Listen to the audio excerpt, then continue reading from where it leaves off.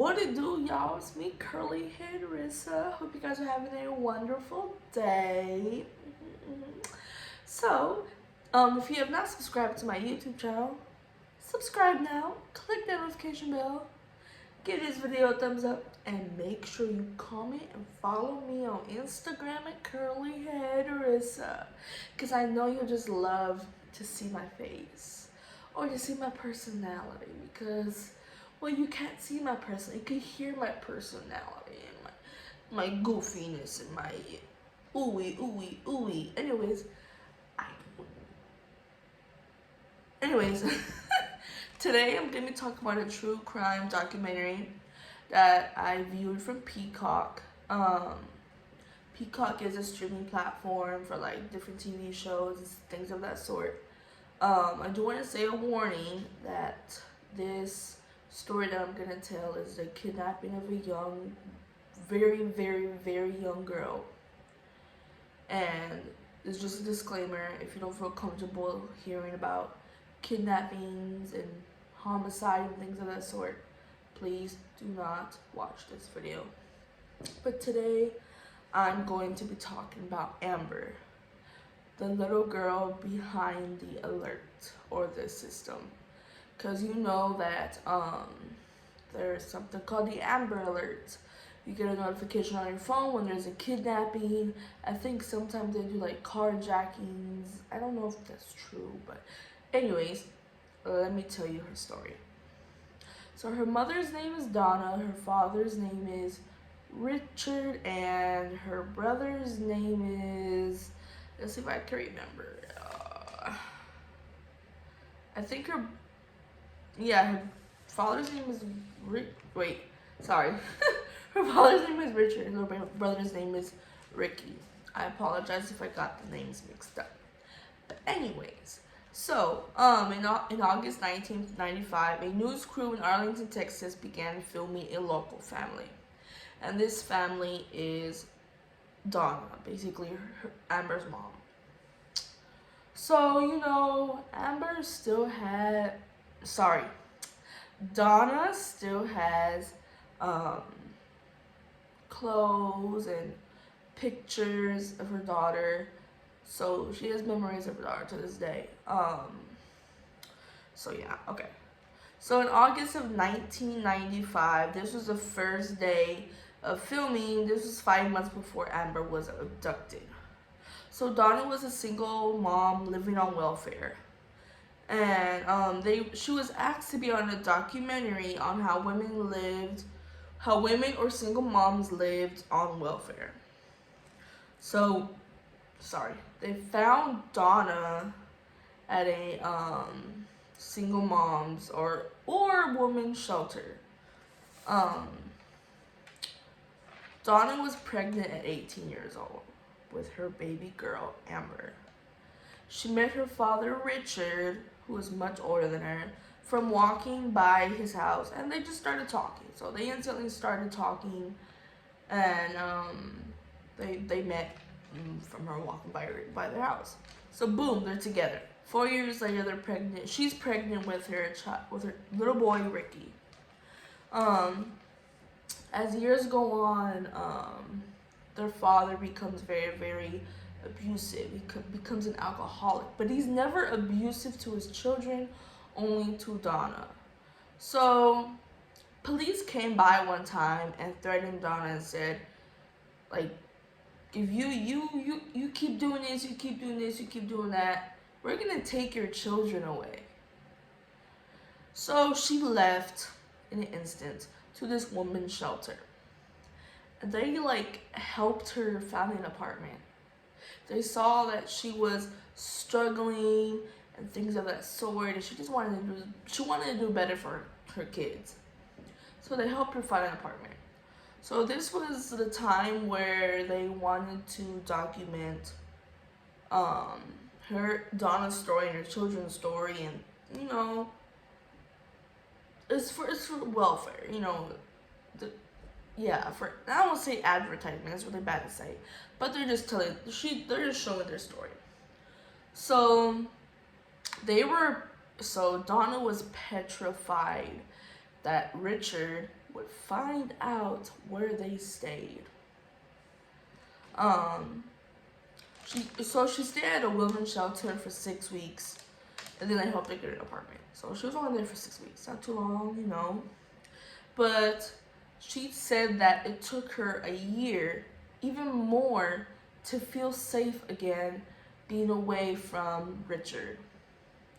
But you know, Richard's the father of their kids, and slowly Richard came back in their lives for the sake of their children.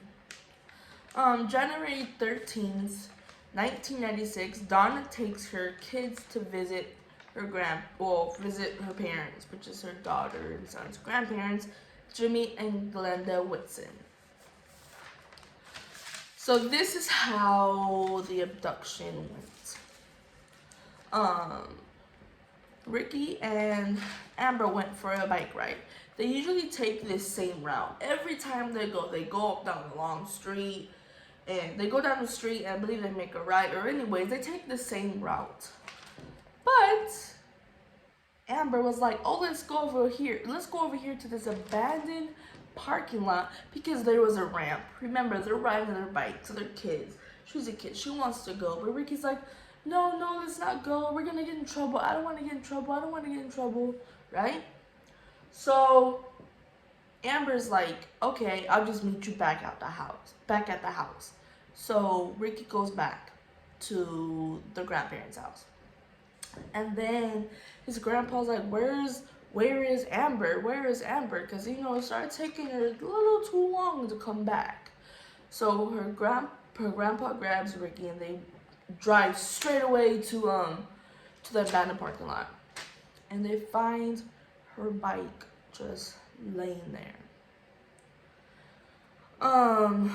911 was eventually called, but it was from a witness that saw that she was literally picked up off of her bike into a black pickup truck, and they saw her. This man was just literally I think he was doing some garden work in the back of his house, and he saw the abduction happen. So he called 911. The grandpa was at the scene, and you know,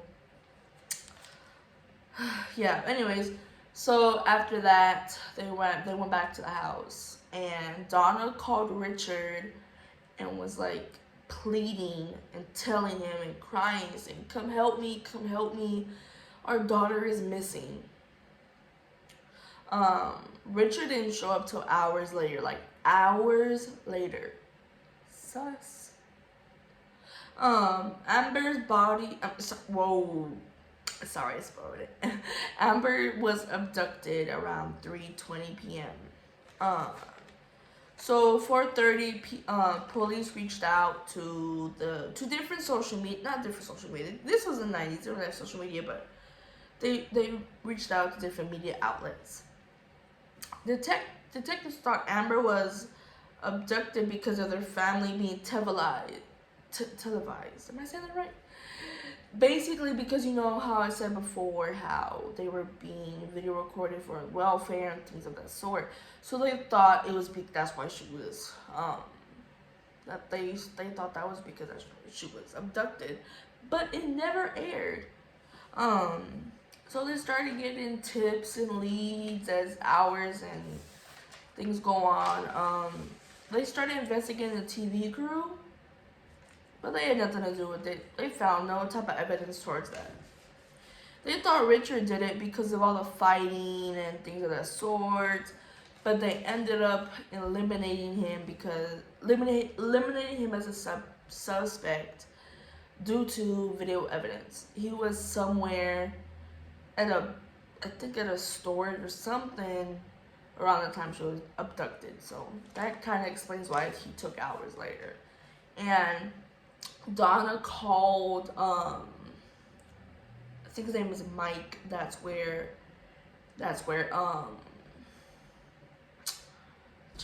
Richard was staying at. So she called Mike's house. I think they had cell phones during this time.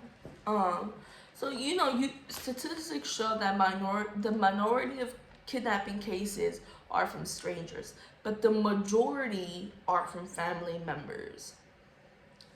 Okay, so basically, let me tell you a little bit, Mike. So Mike instantly became a suspect because he had a black pickup truck, and he was a close friend of Richard. And but Mike was a delivery driver. His truck was black, but through his when you look at his timestamps, he was 30 to 45 minutes away, or even more away from where she was abducted. So it couldn't have been him. So January 16th, there was about 15 detectives on the case.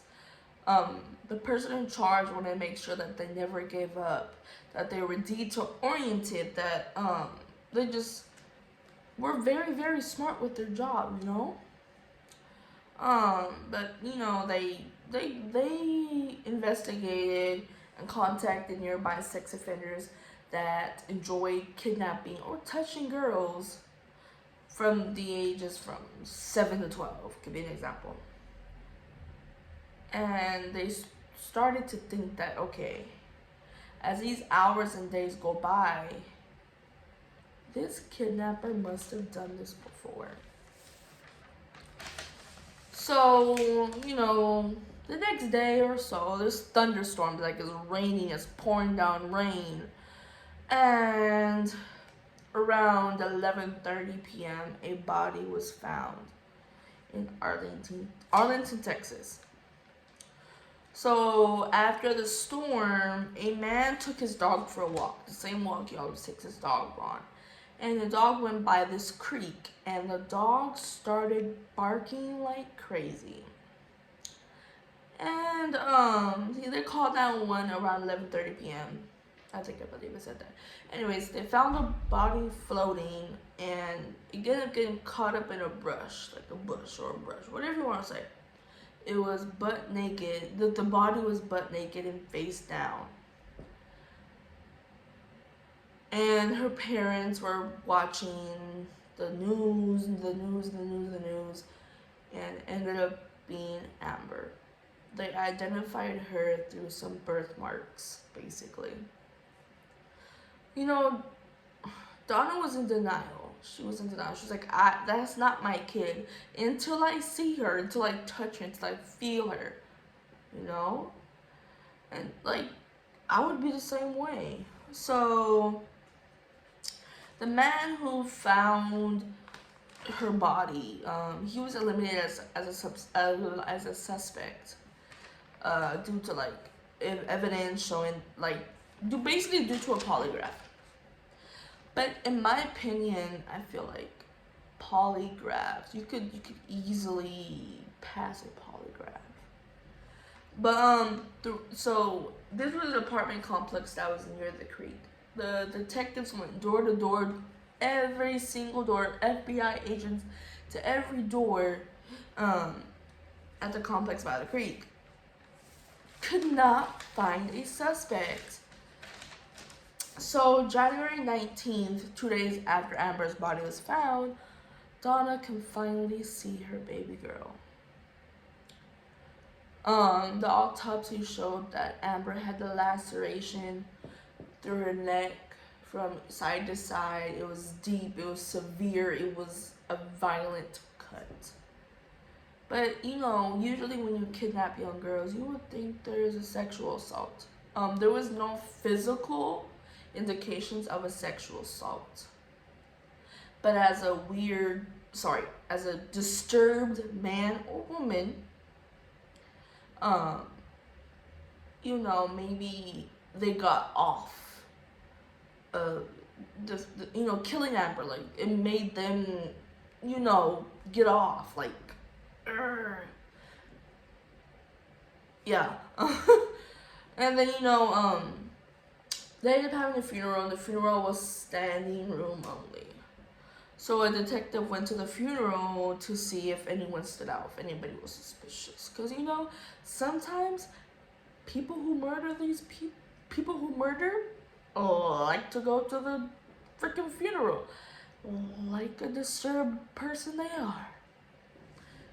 So January 23rd, 3 days after Amber's funeral, her parents was asking all outlets if they had any source or any sources that, who saw her daughter be taken, you know? So here comes this woman. She said she saw the abduction.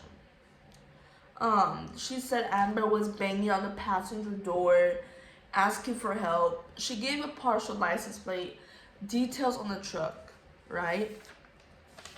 So boom, they find a potential subject. Yes, yes. So they go up to the man's house. He cooperated. He let them search his house, you know? But he wasn't the person that did it. There was evidence. I mean, there was lack of evidence into even saying that it was him, and he had proof that he was not at that spot at that time, at that abandoned parking lot at that time. They go back to the witness. So they're asking her all these questions, and her story is just not adding up. What's not clicking, Steven? You know, like, it's not making sense at all. So, you know,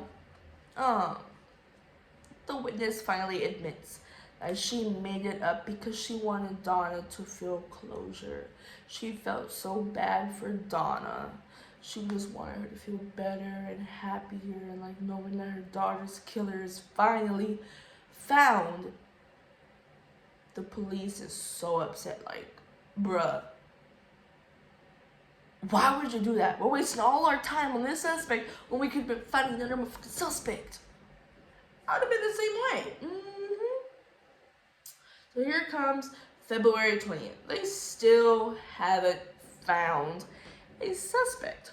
Donna is frustrated, not only because they didn't find her daughter's suspect or the daughter's murderer, but he could still be out there doing these things to these innocent mothers. I mean, to these innocent children. So, you know, Donna decided to make a petition to help detectives with kidnapping, also known as the Amber Alert. So parents can hopefully find their child. And, you know, finally when this became a thing, in a sense, there was a 2-month baby that was taken from her mother and father. It was a babysitter that took the baby. They described her, and there was basically went out everywhere. And I don't remember if they found the baby or not, but basically they got ahead of it before anyone else can. So yeah, and then, you know, here's March, and Donna was attending medical school during her daughter's abduction. She took a leave of absence, and now she went back to medical school, and now she was doing it for her daughter. That's basically the story. I do want to say this story makes me very emotional. I know I'm not showing it, but because it was an innocent child being taken. And I don't want to say it's the parents' fault for even letting them ride a bike that far. Even riding a bike down the street in general. If I'm a parent, if my child is 9 years old and her little brother is like 4 or 5 or whatever, I'm not going to let my kids go down the street, no matter how safe it is, because you don't know who lives in those houses next to you.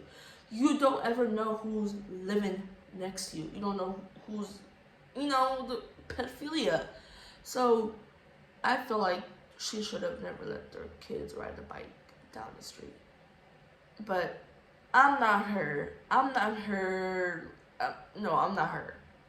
And instead of focusing on the what ifs, you should focus on the could haves. I think that's my brother used to tell me all the time. But anyways, I am deeply upset that she had to go through all these things. And it's in 2023 and they still haven't found a suspect. Like this documentary came out last year and they still haven't found a suspect. Or I think it came out this year. But yeah, I've always been intrigued in true crime. I've always been intrigued with, now that you think about it, it makes sense with the Amber Alert. You know, I thought Amber Alert, like, I know it stands for something. I forget what it stands for. But I know that the Amber Alert actually has an acronym. I think I saw on this website. I think it was abcnews.org or something. Might not be true, but it could be Amber, because Amber was literally kidnapped. Alert, Amber Alert, you know. But yeah, tell me what y'all think of this video. I know it started about 10 million times. I know I got names mixed up like a gazillion times, but it's okay. Because everybody makes mistakes. Everybody has his ways. Everybody makes mistakes, yeah. Ooh, I should be Beyonce. I'm the next Beyonce. You know, because I can sing. Anyway. Anyways, thank y'all for watching this video. Tell me what you think about it. Tell me whatever true crime story you want me to talk about. And best believe I'm going to talk about it, sweetheart. But if you want to watch this documentary in more detail, please, you can watch it on Peacock. Pay for your own subscription though, because I'm in college. I'm broke. My recent book cost $150 fucking dollars. I'm gonna use for one fucking semester. But it's okay, because I'm a server at Red Lobster. But guess what? I'm still broke. And my financial aid has not fully processed, but it's taken a long time to get my monies. Anyways, thank y'all for watching this video. Make sure you subscribe. I was gonna say click the link in my bio. Make sure y'all subscribe, like, comment, follow me on Instagram at curlyheadlisten, and make sure you click the notification bell. Yeah.